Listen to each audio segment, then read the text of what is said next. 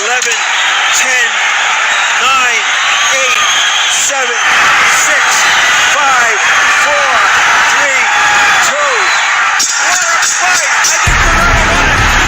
Juan, the Hispanic causing panic, Lascano.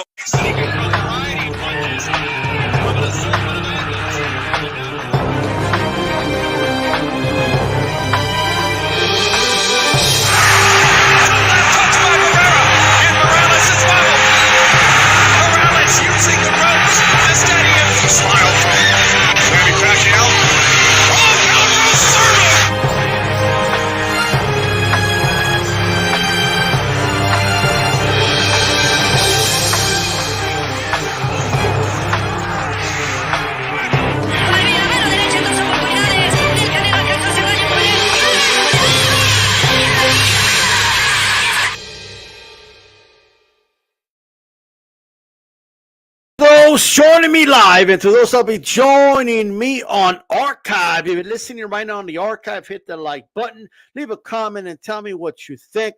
And shout out to everyone in the chat already. Hit the like button, guys, from MAW. How's it going? Team Batman Boxing, Puerto Rican Rum. Adrian Hernandez in the building. And I Don't Bite in the building as well, saying he's known me for years, he says. Well, maybe you've been on it with a different name, but shout out to you. I saw you on Lyndon's channel yesterday. Team Batman Boxing. Yeah. Let's get this one started, bro. Just so you know, and I know I don't bite. I know you're looking for one. I'm not going to debate. I'm going to tell you what I'm thinking, what I saw, and what it is. All right, that's what we're going to do here on this show. A lot to discuss. If you haven't already, you could check out HCPX on Calix's channel. So we touched on a lot of the fights from yesterday, and including the Tszyu fight. I'm just going to go in more thorough detail here and more of like talk about how Tszyu won this fight, and also tomorrow, Wednesday, check out HCP, the podcast here on this channel. So make sure you subscribe. Make sure you hit the bell button. Hit the all so you're notified when we go live. Shout out to everyone that tunes in, man. I definitely, like always, I appreciate the content. Shout out to Puerto Rican Rum in the building. Can I get Tszyu versus Crawford on Amazon Prime? Well, we get it. We get it. But let's go ahead and talk about the performance of Tszyu yesterday. I rewatched the fight, and once you know the outcome, you kind of pay more attention to the details of the fight. And let me tell you what I saw. I'll tell you what I saw. I saw it on fight night, and I don't want to toot my own horn. I don't, but and I don't want to pat myself too hard in the back because I'm going to break my spine. However, ladies and gentlemen, if you go, and it's on archive, you could check it out. If you go look at my breakdown that I did on Friday, this fight went a lot like I said it was going to go. And because I'm very familiar with how Tszyu fights. I was very familiar with Bryan Mendoza. Some of the breakdowns I was hearing was a little, I had to question him a little bit, but it's fine. I'm not always right, so it is what it is. And then I saw a lot of like everything but the late stoppage happened, right? So I wasn't right on as far as how I thought it was going to end, but the breakdown was solid. Shout out to True Media in the building. True Media Boxing Radio. True Media Boxing Radio became a YouTube member. Shout out to the one and the only man. He's a Red Dragon. I appreciate the support. Coach Malachi doing his thing and all that good stuff. Shout out to you. Subscribe to him if you're not already. And I let me talk about what to draw a parallel with what I thought was going to happen and what happened. And there was something that didn't quite go, but there's a reason for it, right? And I felt like Mendoza was going to try to get on the move, right? Try to box, use his legs, okay? Circle the ring, circle right to start, and then start circling the left after that. Switch it up a little bit.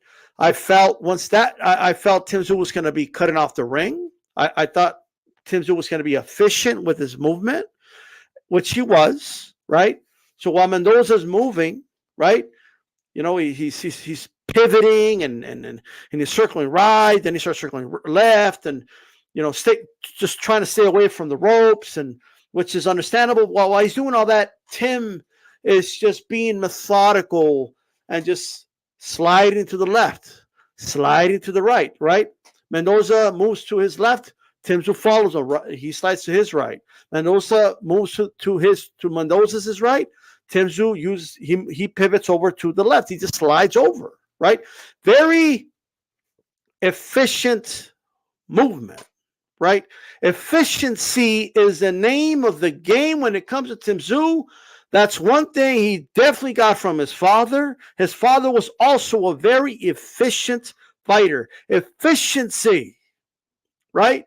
Efficiency is because energy is fight night. There's only so much of it you have in a fight. And Tim Tszyu's using very, very limited movement. He's being very efficient with it. He's calm. I could bet you could take Tim Tszyu's pulse in a fight, man. It's probably not beating that fast. I'm telling you.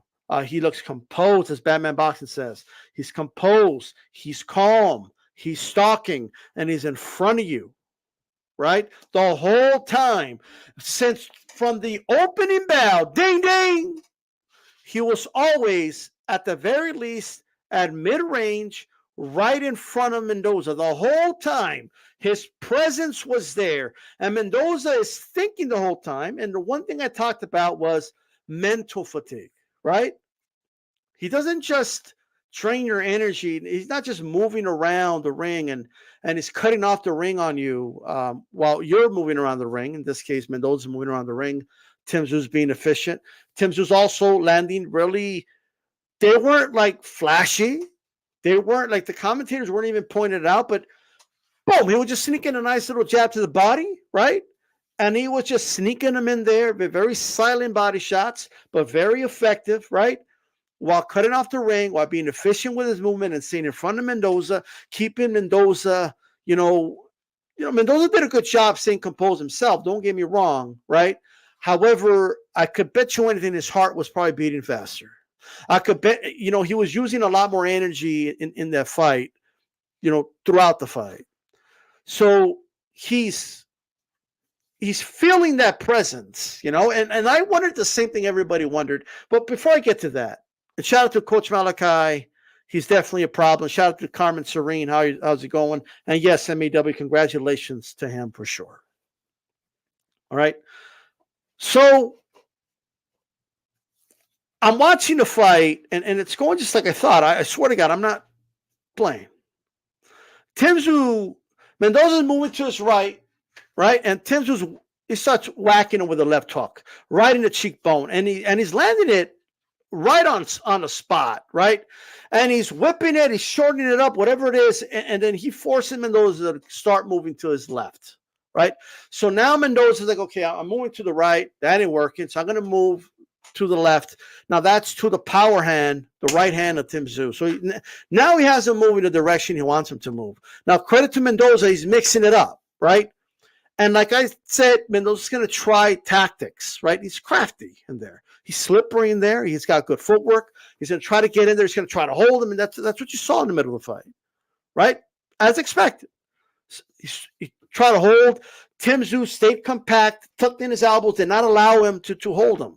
Not effectively. At times, Mendoza did a good job holding him, turning him, but for the most part, Tim Tszyu stayed compact and composed and did not allow the holding to dictate the fight whatsoever, right? Tim started to, he landed some right hands, by the way, so that started landing, right? And the whole time, the efficiency is still there. The presence of Tim Tszyu right in front of him is still there. Mendoza's wondering, when is this guy going to throw? He's not sure when it's going to come. There's nothing telegraphed about Tim Tszyu. Harrison talked about that after the fight. I just didn't know when. It was hard to kind of gauge when he was going to do something. It was hard to tell when he was going to throw. So even when he's not doing anything, he's still in front of you, and you're kind of like, you're thinking and it's trying to process things that mentally fatigues you, right? And you're thinking about what he's doing, and you're not thinking about what you're doing, right? Now, boxing is very similar to this game of chess. And what Tim is doing is he's providing presence, right? And why? And he has you wondering, okay, when is this Duke going to attack with his queen, right? With that chess piece, what is he doing with that piece over there? What's? And you're too busy wondering what he's doing, and you're not really setting anything up for yourself. And that's what happened with Mendoza in this fight. I think he got mentally fatigued. I think by round 6, he was getting tired, right? He was going back to the corner, breathing heavily. The cheekbone is getting swollen up from the hooks of Tszyu. And then Tszyu also, he's been touching him to the body since round 1. He's been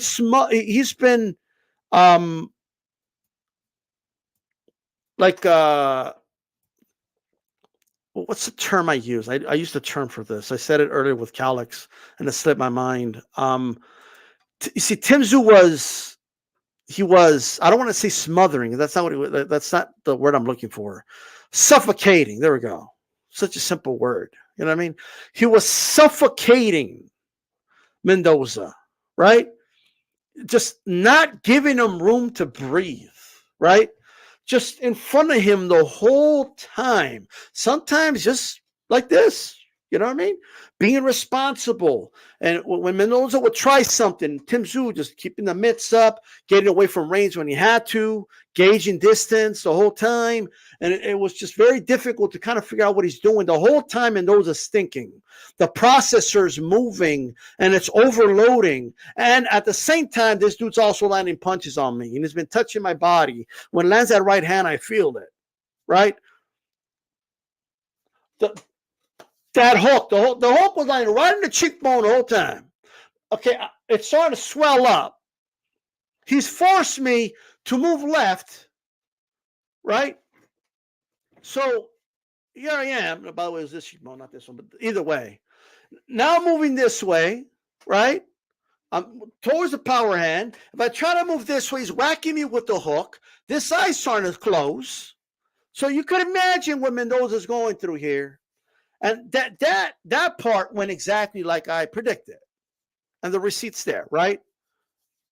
I figured Mendoza's going to be like, and he did actually, like, fuck it. I'm going to fight back here, right? In the middle round, Tszyu landed some bombs on Mendoza. Mendoza did make a decision. And he made the decision to fight back. And he landed some big shots himself on Tszyu. And Tszyu walked through those punches. There was one that hit Tim, and you saw the sweat fly out of Tim's head. And Tim just stayed composed. Either he has the best poker face of all time, or he wasn't hurt at all. Because he stayed right in front of him, shutting down all the doubts, all the questions about the chin. And once he touched the chin, and gaucher, gaucher, gaucher, gaucher, gaucher, gaucher, right? But Mendoza, a power puncher, hit him clean, and he walked right through it. That should answer all your questions. And it's not like he was being, irresponsible. Mendoza earned those shots, and he caught him while Tszyu had some success, right? Tszyu went for the kill, maybe got a little too excited. Happened early in the Ocampo fight. It paid off for him then, right? So that's whatever, right? But after that, what happened was the mid-range pressure continued. That kind of stoic pressure, like, you know what I mean? Like, he's just kind of there. And you're wondering, what the hell should I do? Like, should I shoot a punch? Do I try to be first? But when I try to be first, he comes over top and hits me with the right hand. He slips my jab and he counters me. What, like, you know what I mean? Well, what should I do? He's being responsible with his defense. That's what he was doing. Tszyu showed great defense in this fight. In fact, let me pull up the copy box. I should have probably had it ready, but it is what it is.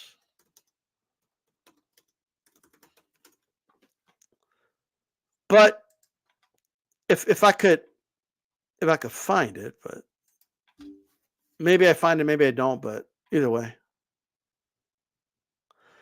It's loading, ladies and gentlemen. All right, I found it. I found it. I'm going to show you. I'm going to look at this right now. Ladies and gentlemen, Bryan Mendoza, all right? Bryan Mendoza only landed 93 punches on Tszyu. He only landed at 21%. Bryan Mendoza only landed, didn't throw that many, but he only landed of 208 jabs, he only landed 22. Which tells you why he wasn't throwing it that much. Tszyu threw less, 148 himself, landed a little higher percentage, but it wasn't a high percentage either. Both guys were looking to counter off of that. That's why they didn't throw a lot of them. Power punches, Tszyu landed 98. Tszyu landed more power punches than Mendoza landed punches. And Tim landed at almost 40% of his power punches. All right. Very impressive. Okay. And got hit with 31% of the power punches. But when I look at a lot of those, Tim rolled with them. A lot of them were partially landed. Right. And a lot of them were like arm punches on the inside to the body for the most part. My point is this: Tszyu's not getting hit he's getting hit. Okay, he got hit 21% of the time. In what world are people getting that he has horrible defense? And I'll tell you why people say these things, right? I'll tell you what it is. Shout out to Fight Doctor Tony Boss on the building. How's it going, brother? Hope everything's good. So this fight's continuing, right? And I think Mendoza's pretty much out of the fight by round 7. And Tim's just racking up the rounds. He's starting to punish him. It's starting to get more one-sided. Some of those rounds he landed at a much higher percentage. You know, when you look at the numbers, Mendoza was landing like 13% in the 10th round. You know, not that many. You know what I mean? Like it kind of is what it is. But let's look at the total punch there. Where's it at? Mendoza landed 15%, 10%, 26%. This is per round. 22%, 8% in round 5, 23% in round 6, round 7, 32, round 8, 21%, round 9, 20%, round 10, 12, 11, 31, and then, of course, 26% and 12. He's not landing at a very high percentage. Meanwhile, Tszyu's landing close to the 40 percentile in a lot of these rounds, 45% in round 9. And he's also throwing more in the process later in the fight because he has a lot of energy still, right? Like he hasn't used up a lot of his fuel. And as I'm watching this fight, he almost got him out of there in round 11. Mendoza's tough as nails. He survives that round. And round 12, Tim kind of just gave it to him. You know what I mean? And that is what it is. But he kind of just gave him that round, and he just took his victory lap. So what I want to know is, name me 5 junior middleweights better than Mendoza before you guys start dropping things like, oh, he's this and he's that. Name me 5 that you think beat Mendoza, junior middleweights right now. We'll go ahead and name them to me, and then we'll go from there. All right. With that said, he looked a lot better against the guy that beat Jermell. I'll tell you that right now. Right. But let's proceed. 2 things about Tim. I think the jab is always going to be there. I just don't think he thought he needed it in this fight. He used it in the middle rounds, and it was very effective. I would like to see it more just to see what else he could do with it, but he kind of has it in the holster, and I think he's saving it for a future fight to use it more. And then he does get a little excited when he lands a bomb on somebody. And maybe, you know, I think if he were to hurt somebody, then use his jab to kind of gauge where they're at. It's kind of a safer punch to throw. I think that will pay off for him because he does tend to get very excited when he hurts somebody and he jumps on them. But again, that could backfire one day. Hasn't backfired yet, but it may, right? So just something to look at, just nitpicking here. But for the most part, I like the pressure, the constant pressure, the fact that he doesn't let his opponents, you know, he overloads the processor, fatigues them mentally while they're getting tired physically, right? And eventually, like, they're exhausted and he's not. The one thing he's got is an amazing gas tank. I never seen Tszyu tired, ever. And now he's fighting at the world stage, getting 12-round experience. He's only going to get better, right? You saw him finish his fight pretty strong, quite frankly. And I think there's more that he could do in terms of having more energy in a fight. He's getting to know himself more and what he's capable of in terms of how much energy he can use in a fight. That's going to make him a little more dangerous moving forward. The one thing I want to talk about is his defense. And let's have a kind of a discussion about what ultimately, what is defense? Like, at its core, bottom line, like, what is it? Defense is you not getting hit. Like, that's what defense is, ultimately, right? Now, I've asked somebody, what's defense in boxing? They're going to bring up the shoulder roll. They're going to bring up rolling punches. Keeping your hands up, catching shots. Blocking shots. Moving your head. Not keeping your head in the center line. Footwork. Getting away from range and all that. Like that's what they're going to say. And then they would say, well, what's offense, right? Well, that's the punches, the jab, the hook, overhand right, straight right, lead hook, jab, the double jab, the 1-2. Whatever, right? A lead hook, the uppercut, lead uppercut. I feel like, yes, those are offensive moves, the punches you use, and defense is kind of like people just think of the moves. They think of the moves that are done. Like these are the people separate them. This is defensive moves, right? And this is offensive moves. So when people think defense, they want to see fighters be like Mayweather, like you know what I mean, like blocking the shots and or Pernell Whitaker making De La Hoya miss 5 straight shots, and look, he made him miss all those punches, and like people kind of separate both things. Offense, what do they think? They just think of a guy unloading punches on somebody, in a big right hand, rocking them, like putting punches together, a good finisher, like now. I'm not saying those things aren't true. Like I'm not saying that's not a thing. That's not what I'm saying. Yes, those are defensive moves. Yes, those are offensive moves. But those are moves. That's not what defense is, though. Yes, you need to use defensive moves to be defensively responsible. I get that. You need to throw punches to be offensive. I get that completely. But sometimes what you're like, there's also like there's like that those in between things, right? That fighters do in a ring, that you can't really, like, what are they really? Are they offense or are they defense, right? Is bobbing and weaving offense or is it defense? I argue that it's both, right? It's a duality with it. It's both. It helps you evade punches, but it also helps you set up punches. All right. So like there's things, gauging distance, right? Is that offense or defense? I argue that it's both. It's not one or the other. It's both. It's a duality. It's both things. It's both.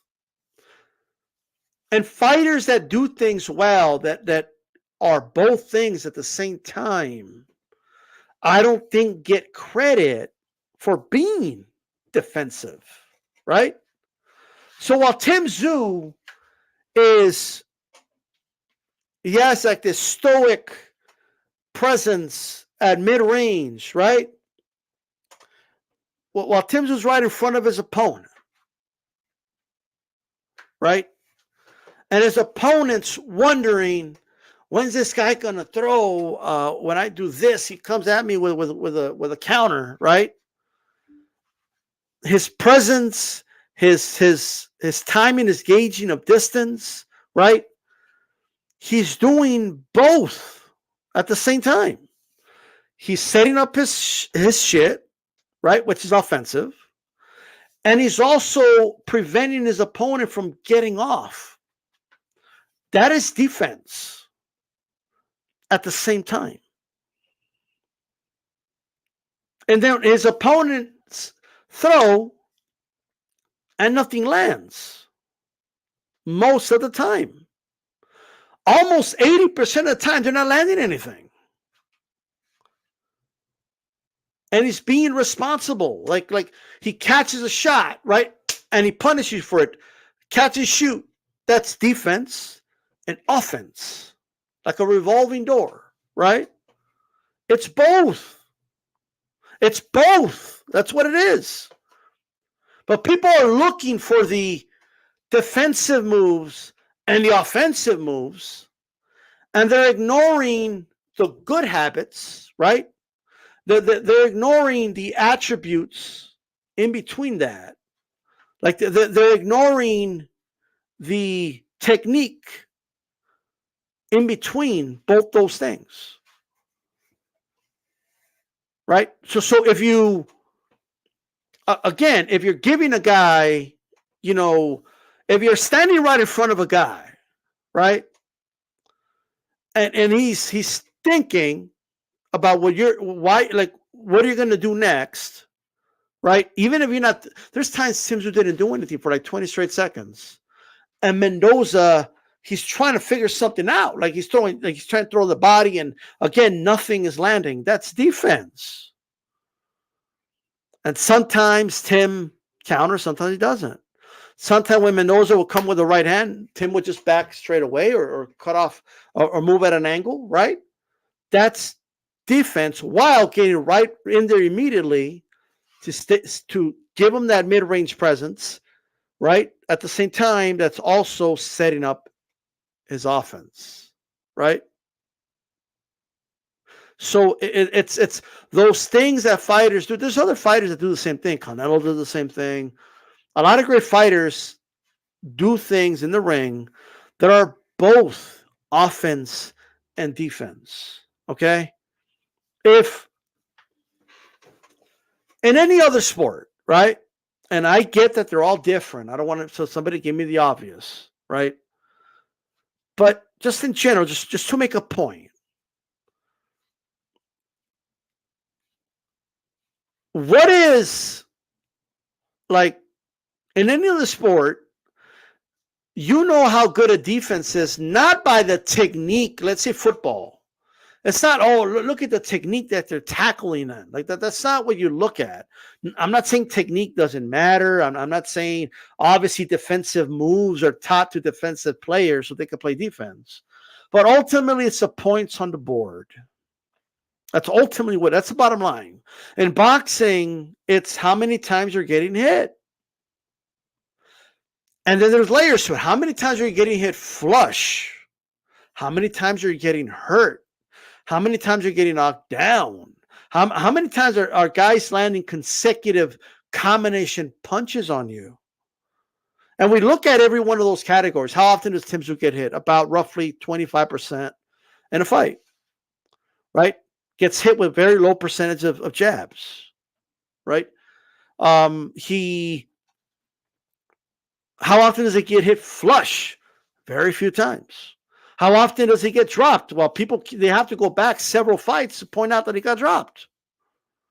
How often has he been hurt to the degree where he couldn't recover? You know what I mean? Like never really. So, like, I think going by that, his defense is perfectly fine. Like, there's nothing wrong with his defense. Just because he doesn't fight negative, I think people want fighters to avoid engagement. Tszyu the example of a fighter who is engaging in a fight.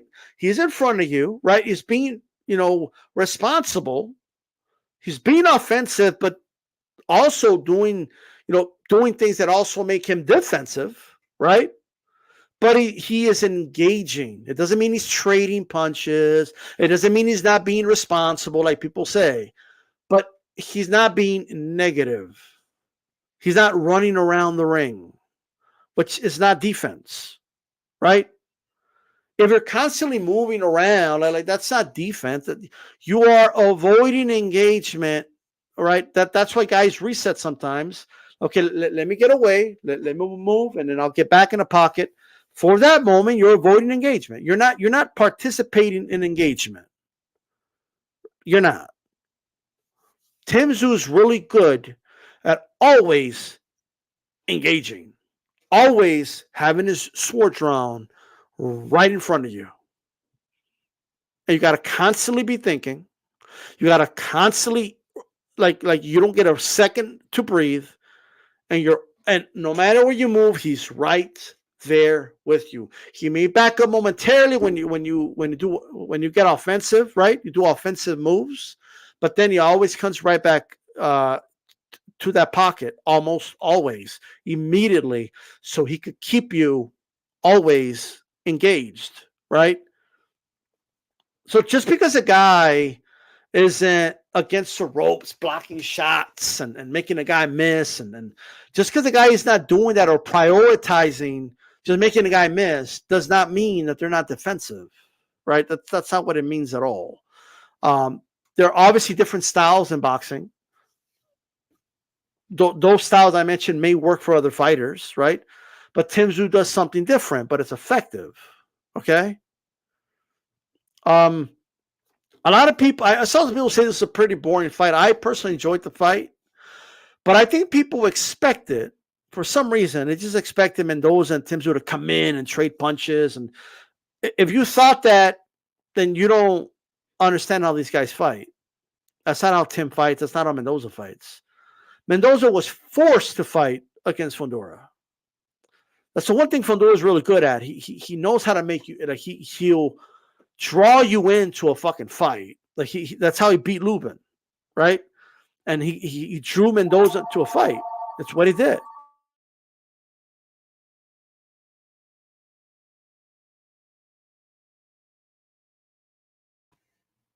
So that's what he did in the fight. Okay. When I went back and looked at the fight on the replay, I was very impressed. I'm even second guessing my thought about the jab, because I kept saying, well, why doesn't he jab more? Why doesn't he jab more? I think against Mendoza, it probably was better not to jab as much, and surprise him. It allowed him to surprise Mendoza in the middle of the fight with the jab. But once Tim started using it, like you could see he was not landing it at a high percentage. Like, you could see why he didn't commit to it. Yeah, but once you start jabbing and you're constantly doing it, your opponent can counter you if they pick up a pattern, right? And with a fighter like Mendoza, you got to be careful with that. And I know that goes against conventional wisdom. The conventional wisdom is, no, the jab, use the jab. But I don't know. Like, I just think, like, when you look at Thurman, Barrios was committing to the jab, and eventually Thurman would just counter him up top with it. And once the jab wasn't working, Barrios didn't know what to do. Like it's a double-edged sword, right? And I think the strategy of staying in front of Mendoza, right, has really good cat-like reflexes, able to see the punches coming, right, controlling the distance, worked. Like, I think it was working. And even in the rounds Mendoza was winning, it's almost like you're winning the battle, but you're losing the war. Like, because all the energy you're exerting, right? And I think Tim understood that. I think he understood, like, I'm going to make this guy use a lot of energy, right? And that's exactly what he did. And kept them thinking, kept them wondering. And then by round 7, Mendoza just didn't have a lot left. The only thing that kept Mendoza in the fight was his heart and his determination and his toughness. That's what kept Mendoza in the fight in the second half. He was crafty enough to survive at the end, and tough as well because he took some bombs. He took a beating later in that fight. So here is the issue. What's next for Tim? Now, Tim has said, and his team has said, that they want to go to the U.S., right? That's where they want to go, and that's what he wants to do. So what's next? I don't think Charlo's going to be back for a while, man. I think he's going to enjoy that money, that check that he got in that Canelo fight. And I don't know if we'll even see him next year. We'll see. But Tim might fight early next year, and it might be Lubin. I don't know what that does for Tim because he's going to knock Lubin out more than likely, or Lubin's going to survive and Tim wins the decision. But it's not going to do anything because they ain't going to have dudes like this guy right here saying, "Oh, Lubin's washed. Lubin's not the same." Da da da. Like, but all he could do is fight the guys in the division. There's nothing else he could do. Like, it is what it is. Lubin's one of the guys up there, so he's going to fight him. Like, it is what it is, right? There's some other names. There's some other guys, and I'm going to go over them right now. The obvious and the one that people have been bringing up is Jermell, and I think that's a great fight. I love that fight. I'm all for it, right? But like I said, I don't think Jermell is going to be back. Quite frankly, not next year. That fight event, and I don't even know if Jermell's going to go to 154, bro. He's probably going to go to 160. But we'll see. I do think, and I've thought this for a while, I picked Tim Tszyu to beat Jermell when the fight was first signed. But I understand that it's a close fight. But I'm more convinced now than I was then that Tim Tszyu wins that fight. I don't think Jermell is the style that's going to beat Tim. I just don't. I understand that Jermell's power, and of course, that could turn a fight around. Of course, he could win that way. But I'm not ruling that out. But Jermell just isn't active enough to really. He fights at Tim Tszyu's pace. Like, that's the type of fight Tim wants. And Jermell just doesn't fight. Like, he's not. And I just think Tim has a better gas tank than him. Jermell does not throw a lot, guys. I had him losing the first Castano fight, by the way. I had him. He was losing the second fight with Harrison until he knocked him out. You could outbox Jermell. I've seen Jermell outboxed plenty of times. You could outbox him. And I don't think Jermell's ever fought anybody with a timing other than Canelo. That's about it. And we saw how that went. But at 154, he's never fought anybody with a timing of Tim Tszyu. And I think Tim Tszyu has more power than a Castano. And I think when he lands, he's going to hurt Jermell. Now, it works both ways. I understand Jermell could hurt him too. That's why it's a great fight. But I was 55-45 before Tim Tszyu. Now I'm like 70-30 Tim Tszyu right now. 30% is still solid, but I just wouldn't favor Jermell in that fight. I just won't. Plus, dropping down to that weight, it's a factor we need to consider. He put on some pounds to go fight Canelo. So I don't know how that's going to work out for Jermell. I just want to point that out. The tougher fight, and yes, he has that IBF mandatory that he may or may not fight.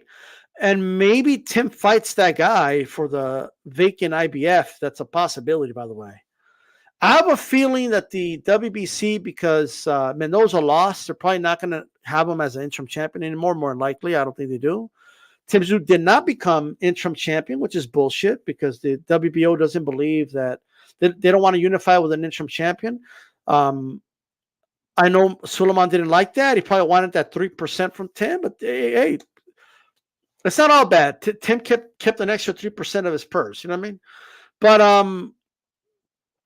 I personally, okay, the fight that I want to see for real is Tim Tszyu against Crawford. Now, I know that's probably not going to happen.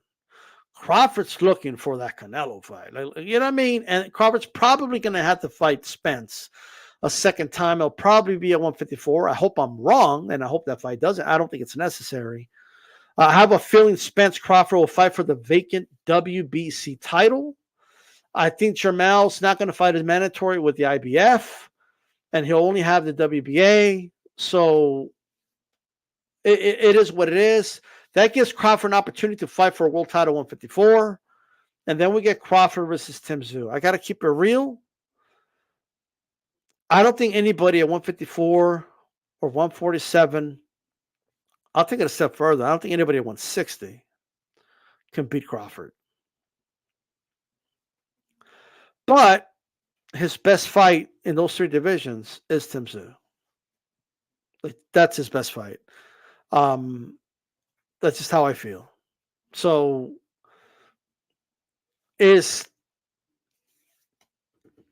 I'm just saying I have a hard time picking against Crawford. I just got to be honest. But Tszyu is there, and I think Tszyu would take it. I think Crawford's looking for other things, right? So I don't even know if that's going to happen. But I don't know. I'll tell you this: he's going to give him a much better fight than Spence. I'll tell you that. I promise you that right now, right? But whether that happens or not, I don't know. Even if Crawford beats Tszyu, I do think Tszyu would look respectable.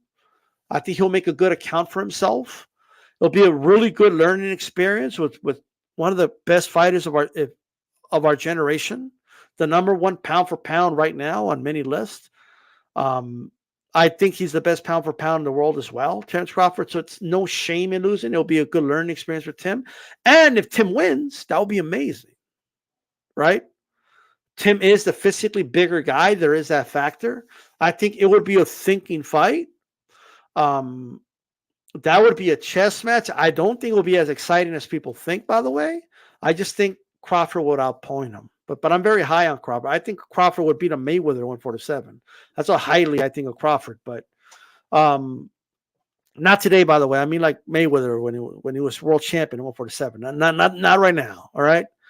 But nonetheless, there's Virgil Ortiz. I don't know about putting Virgil right now against a Tszyu because we don't even know the state of Virgil at the moment. I hope he's okay. I want to see him back. I'm a huge fan of Virgil Ortiz. I'm high on Virgil, right? But he unfortunately has that disease, and we just don't know. At least I don't know where he's at. I hope he's okay, and I hope he's a force in the division soon. But we'll see where that goes. I don't see that happening soon either because of that. Virgil has to come back and he needs to make it. You know what I mean? Another guy that could get himself in the mix. I would like to see him. Well, there's Lubin. I think the Lubin fight looks like the Harrison fight. It might go the distance, maybe. If I just don't think Lubin has anything for Tszyu. Just got to be honest. So we got that. We have who else do we got?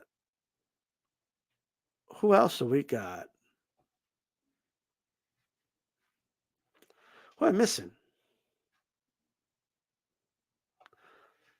There was somebody else in my head. Well, people have brought up Boots Ennis, but I want to see Boots Ennis become a world champion at welterweight first. That's just me. That's how I feel. But let Boots become champion there. There is other guys I got to think about. You know what I mean? Like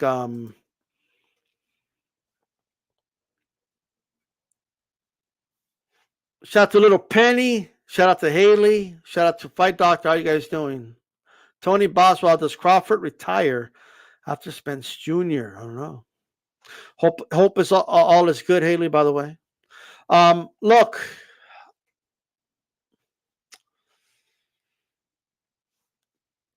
Oh, that's what I was thinking about. Now, hear me out. Because I don't want anybody to go, oh, come on. Like I know the reaction, but Ramos Jr. What? Like, look, don't forget, Ramos beat Mendoza, guys. All right? Wide. Okay, I just want to put it out there.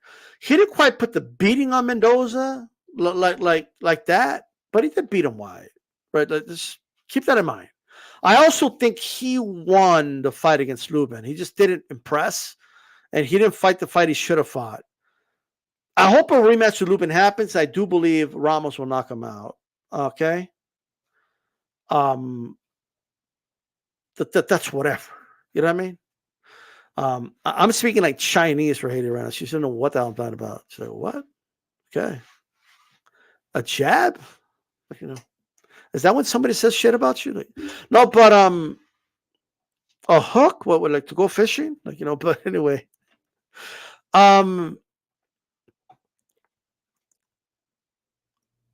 Jesus Ramos, this is what I would do. I would put Jesus Ramos in the ring with a towering inferno, Fundura.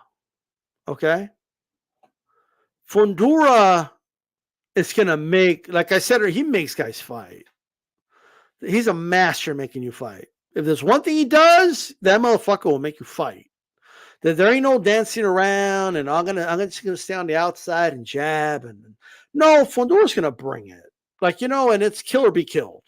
I'm gonna take you out or you're gonna take me out. And I want to see Ramos. I think that fight is the type of fight I want to see him in.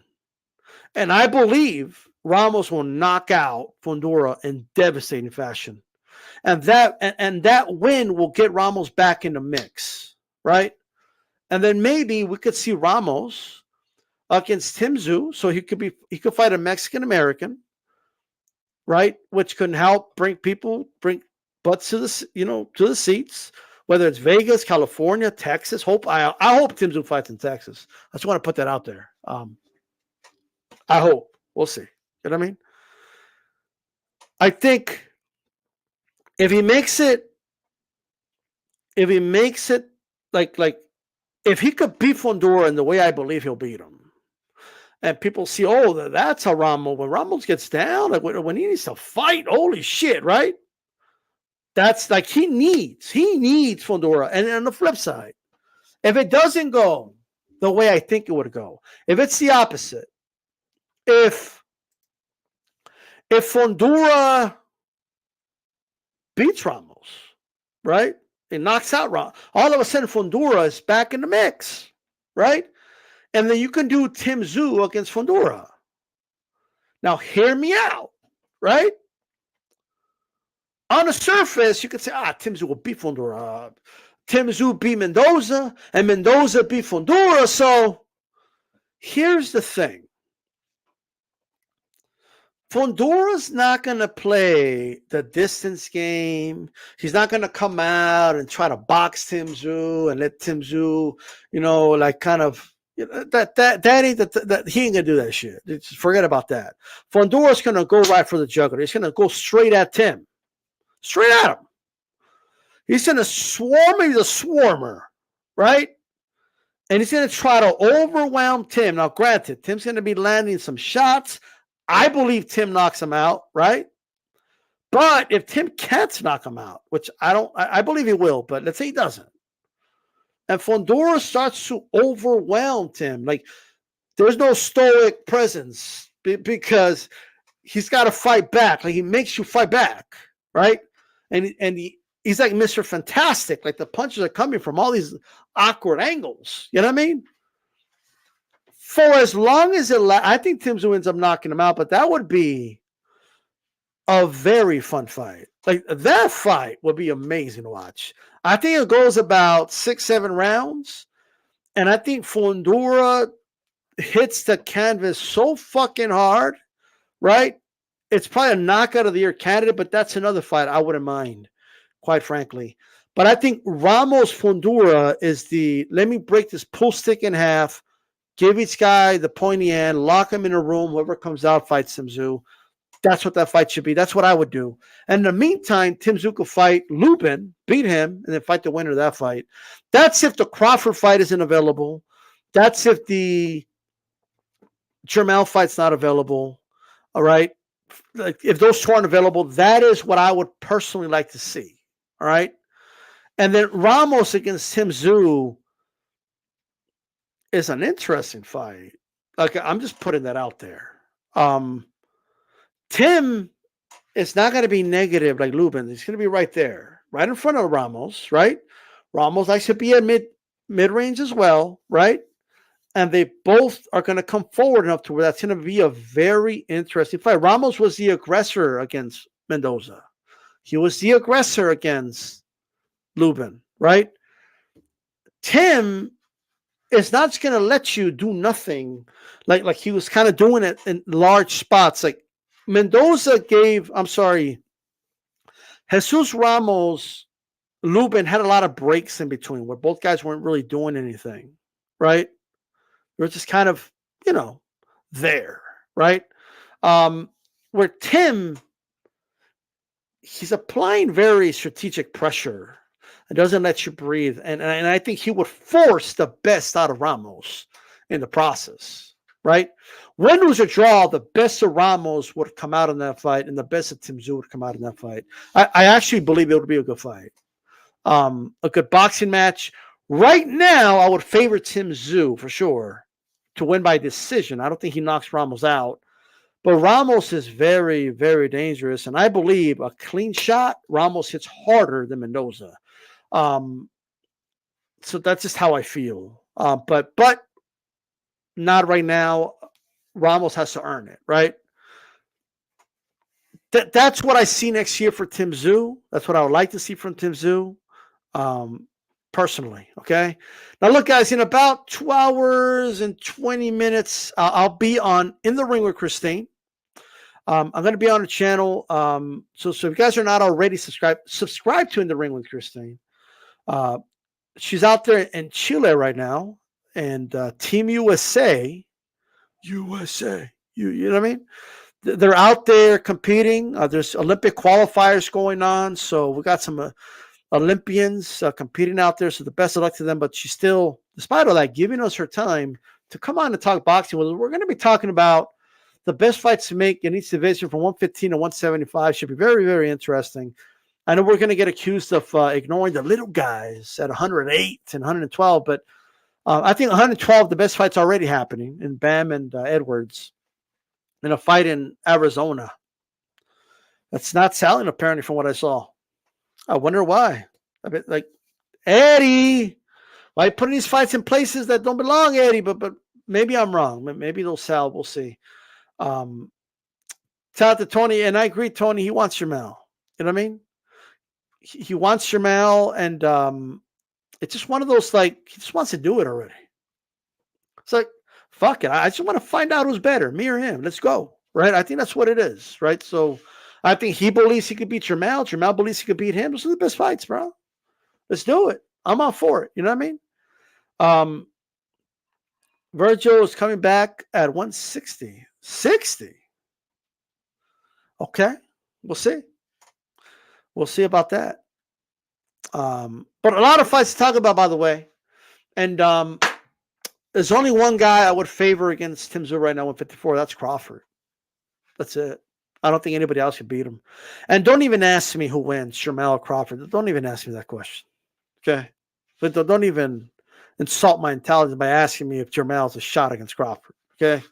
Crawford's already in that dude's head. All right? Like Crawford beat up the dude that always beats him up in sparring. You know what I mean? Let's put that out there. Now, I did hear that Lubin might fight Spence. I don't know why, but whatever. And maybe Tszyu could fight the winner of that fight. I would favor Tim against the winner of that fight any day. I do think Spence could beat Lubin, to be quite frank.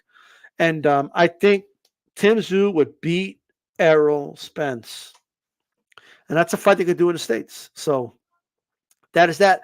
Thank you, everybody, for coming on. Hit the like button if you haven't already. And let me just give a quick shout out to MAW, One Parade, Karma, Serene, Little Penny in the building, JC, Tony Boswell. Let me ask you guys one more question.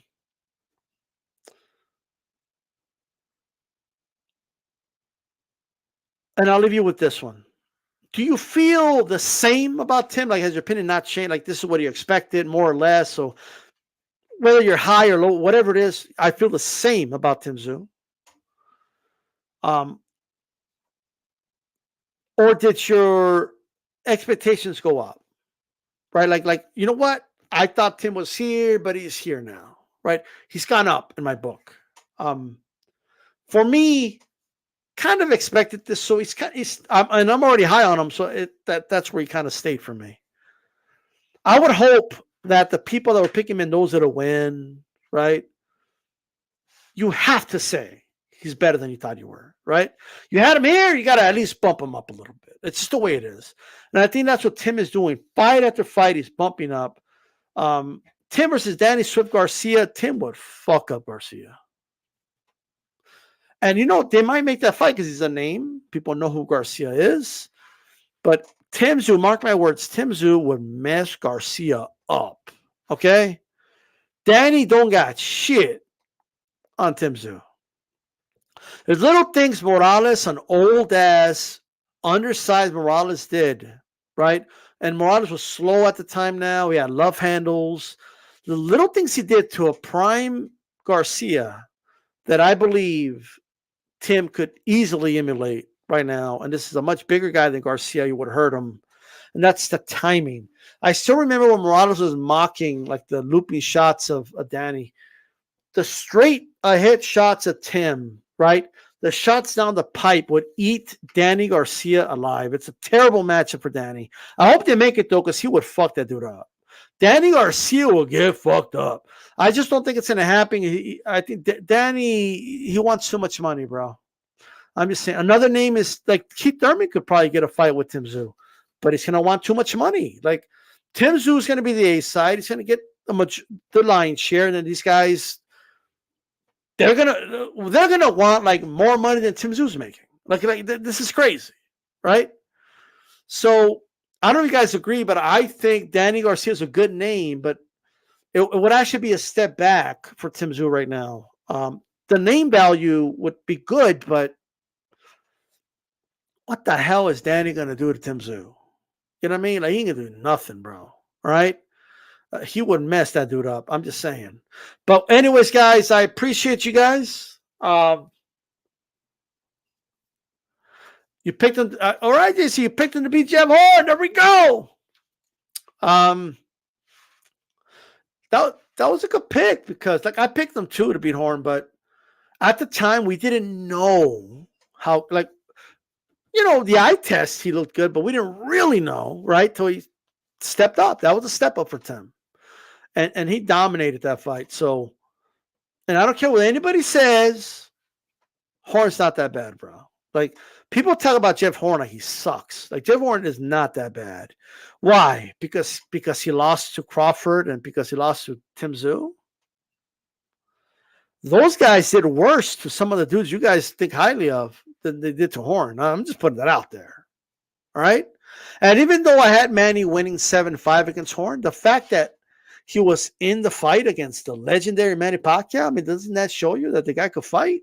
Look, I'm just saying, you know what I mean? And yes, he lost to Zerafa, but he came back and he avenged it, bro. You know what I mean? He came back and he avenged the loss to Zerafa. So I'm just saying. And those are great fights. If you haven't seen Zerafa versus Horn, those are some entertaining fights. Those are some great fights. Oh, one more question. This goes to the Australian guys like MEW. Little Penny, you're on that side of the globe. Like you have an idea. I think you're in New Zealand, right? I was looking at my analytics and like 0.01% of my viewers were from New Zealand. I'm like, that's Little Penny. You know what I mean? Like he's right there. But he's like 30%, like 30% of the comments are New Zealand. That's Little Penny. But one more question for you guys. Was the Tim Tszyu Horn fight bigger in Australia than Tim's last 3 fights in Australia? Right? Because he fought Harrison, he fought Ocampo, and he fought Mendoza. But because I don't know, I don't live in Australia, but was the Horn fight it was a domestic clash, but was it like a bigger deal? Was there bigger buzz in Australia for that fight than Tim's last 3 fights? Obviously, the last 3 fights were bigger at a global stage. More Americans watch those fights. But in Australia, right, which fight was the Horn fight bigger than those 3, right? I want to know what you guys say about that. You know what I mean? Because I always hear about Mundine Green being like the biggest fight in Australian history. I'm like, really? That's the biggest fight ever? But again, they were Australian. and maybe in Australia there was a big buzz for it. I don't know. I don't live there. You know what I mean? So, and then in the UK, like you get these domestic guys, and it's like a big deal over there. So maybe it was like that in Australia. Maybe the Horn Zoo fight was just bigger domestically, right? So I just want to know what you guys say about that.